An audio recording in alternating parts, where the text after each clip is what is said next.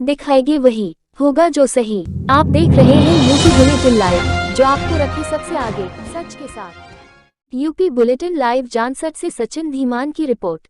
जानसठ में हुआ भारतीय जनता पार्टी का युवा सम्मेलन। जानसठ कस्बे के पानीपत खटीमा राजमार्ग पर स्थित एम्बियंस एकेडमी स्कूल में भारतीय जनता पार्टी युवा सम्मेलन आयोजित हुआ, जिसमें क्षेत्र के युवाओं ने भाग लिया। इस दौरान नोएडा क्षेत्र के विधायक पंकज सिंह भी भारतीय जनता पार्टी के युवा सम्मेलन में मुख्य अतिथि के रूप में पहुंचे तथा वहां उपस्थित जनसभा को संबोधित करते हुए प्रदेश व केंद्र सरकार की उपलब्धियों को गिनाया तथा उन्होंने कहा कि एक समय था जब उत्तर प्रदेश में गुंडे, माफियाओं, भ्रष्टाचारियों का बोलबाला था, लेकिन जब से प्रदेश में भाजपा की सरकार आई, जब से प्रदेश में गुंडों का सफाया हो गया। उन्होंने कहा कि जो भी पहले सरकारें रही हैं, उन्होंने जनता को लूटने का काम किया है। आने वाले समय में कांग्रेस, सपा, बसपा केवल इतिहास के पन्नों में रह जाएगी। जिस प्रकार से धारा 370 और 35 इतिहास के पन्नों में शामिल हो गई है। उन्होंने कहा कि खतौली विधानसभा क्षेत्र से पूर्व विधायक विक्रम सिंह की पत्नी को भाजपा से टिकट दिया गया है। मैं सभी युवाओं से आह्वान करता हूं कि आने वाली 5 तारीख को अधिक से अधिक मतदान कराकर भारतीय जनता पार्टी के प्रत्याशी श्रीमती राजकुमारी को भारी मतों से विजयी बनाए। कार्यक्रम के उपरांत नोएडा क्षेत्र के विधायक पंकज सिंह कस्बे के पूर्व चेयरमैन युनेश तंवर के आवास पर पहुंचे, जहां उन्होंने दोपहर का भोजन किया, उसके बाद वापस लौट गए। इस दौरान मुख्य रूप से भारतीय जनता पार्टी के जिला अध्यक्ष विजय शुक्ला, पूर्व चेयरमैन युनेश तंवर, नगर पंचायत चेयरमैन प्रवेंद्र भड़ाना, विकास गुप्ता, मंडल अध्यक्ष राजीव गुप्ता, ब्रिजेश रस्तोगी, रोहित खत्री, प्रशांत, गौरव आदि मौजूद रहे।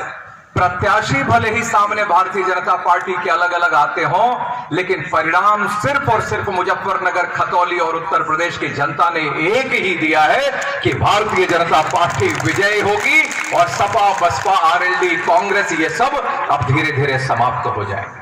और मैं बार बार कहता हूं, मैं फिर इस मंच के माध्यम से कह रहा हूं कि आने वाले समय में आप देखेंगे कि यह समाजवादी पार्टी, बसपा, कांग्रेस, यह सब धीरे धीरे जैसे 370, धारा 370 और 35A आज इतिहास के पन्नों में शामिल हो गए हैं, वैसे ही समाजवादी पार्टी और बहुजन समाज पार्टी, कांग्रेस, आरएलडी, यह सब भी अब इतिहास के पन्नों में ही कहीं पर शामिल हो जाएंगे। इनका कहीं कोई नामो निशान नहीं होगा, क्योंकि जनता इनको एक्सेप्ट करने के लिए तैयार नहीं। लोगों ने उत्तर प्रदेश को लूटा है। अपने प्रदेश भर के कार्यकर्ताओं से, प्रत्याशियों से कोई मतलब है?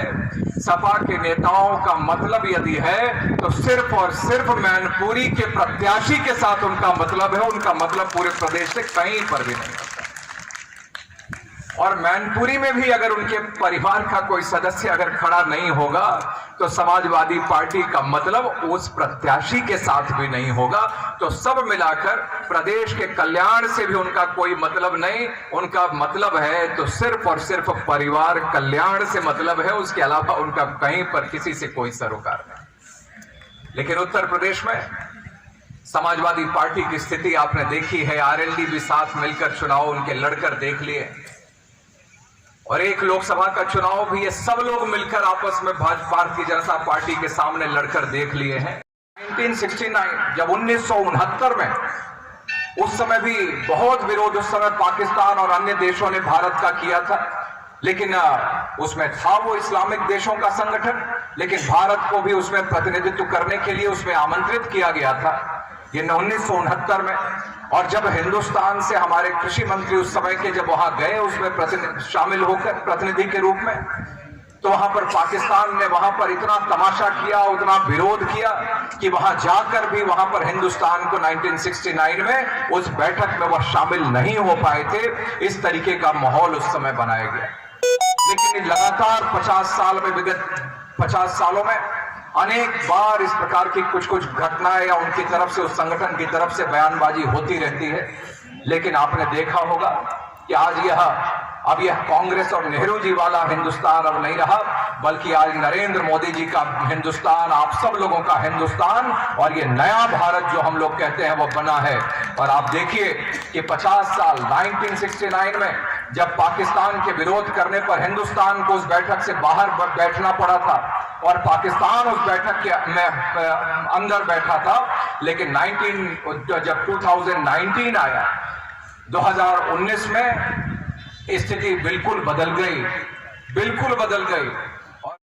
देखिए, युवा सम्मेलन में स्वाभाविक रूप से युवाओं से मैंने यही अपील की है कि निकलें, घरों से निकलें, लोगों से भी अपील करें वह जाकर कि वह वोट डालने के लिए सभी लोग निकलें और भारतीय जनता पार्टी को खतौली विधानसभा से भारी मतों से यहाँ पर विजयी बनाएं। ये अपील भी मैंने की है और देश को, प्रदेश को हमेशा प्रगति के रास्ते पर आगे बढ़ाना, प्रदेश को नंबर 1 रखने में नौजवान अपना भरपूर योगदान दें, ये अपील मैंने की। अच्छा, एक तरफ बताया जा रहा है विपक्ष ने बाहुबली उतार रखा है, उसके बारे में क्या कहें? कोई बाहुबली नहीं, कई चुनाव देख चुका बाहुबलियों को सामने। भारतीय जनता पार्टी के साथ जनता खड़ी है और लोकतंत्र में जिसके साथ जनता खड़ी होती है उसका महत्व होता है। और अपराधी और बाहुबलियों का क्या हश्र हुआ है यह तो आपने देखा है। अच्छा, एक तरफ रालोद अध्यक्ष ने कहा है कि जिस दिन ये भाजपा यहाँ से चुनाव हार जाएगी उसी दिन गन्ने का भाव तय हो जाएगा। वहीं भाजपा भी किसानों के हित की बात करती है, क्या कहेंगे सर? देखिए, आरएलडी क्या कहती है और क्या करती है इसके बारे में तो जो उनके गठबंधन में रहते हैं वही बहुत आशा नहीं करते हैं, उनकी बातों पे विश्वास नहीं करते हैं। तो मुझे लगता है कि हर चुनाव में आरएलडी के नेताओं का यही शगुफा रहता है, लेकिन किसानों के साथ सही मायने में अगर खड़ा कोई है तो भारतीय जनता पार्टी है और हमने लगातार यह करके दिखाया है। अभी आप बात करते हैं कि अपराधियों पर पूरा अंकुश लगाया जा रहा है। विगत 3 दिवस पहले ही बिजनौर के अंदर मोनिश की निर्मम हत्या की गई है। हालांकि पुलिस ने एक को पकड़ा है, उसको लंगड़ा किया है। परिजनों की मांग है, क्योंकि वो बच्चा मंदबुद्धि था, उसको निर्मम हत्या की गई है। ऐसे में आपका क्या रुख रहेगा और कैसी सजा दिलाई जाएगी? देखिए, आपने ही अभी ये कहा कि इसमें गिरफ्तारी भी हुई है, तो अब इतना तो तय है उत्तर प्रदेश में कि अब किसी घटना को अंजाम देने वाला कोई अपराधी, अपराधी को बचाने वाला कोई अपराधी, कोई बच नहीं सकता उत्तर प्रदेश में। वह अंजाम तक पहुंचेंगे ही, कानून अपना काम करेगी और ऐसे लोगों को सजा मिलेगी। इसके लिए बिल्कुल लोग अब आश्वस्त हैं और लोगों का भरोसा भी है इस सरकार में। जनता तारीफ कर रही है कानून व्यवस्था की, भाजपा नेता भी ताल ठोक रहे हैं, चुस्त दुरुस्त हुई है कानून व्यवस्था। तो किसानों का अभी गन्ना मूल्य का ये मुद्दा है, ये विपक्ष भी उठा रहा है इसे, और किसानों की भी मांग है, तो इस पर रेट बढ़ाने में क्या? देखिए, विपक्ष तो हमेशा पश्चिम उत्तर प्रदेश की राजनीति में बने रहने के लिए विपक्ष हमेशा इन सब मुद्दों को उठाता है, लेकिन जब जब सत्ता में ये लोग रहे हैं तब तक किसानों के साथ, किसानों ने जब अपनी मांग उठाई हो तो उनके ऊपर लाठियां और गोलियां चलाने का काम इन्हीं दलों ने किया था। आज भारतीय जनता पार्टी की सरकार में तो किसानों को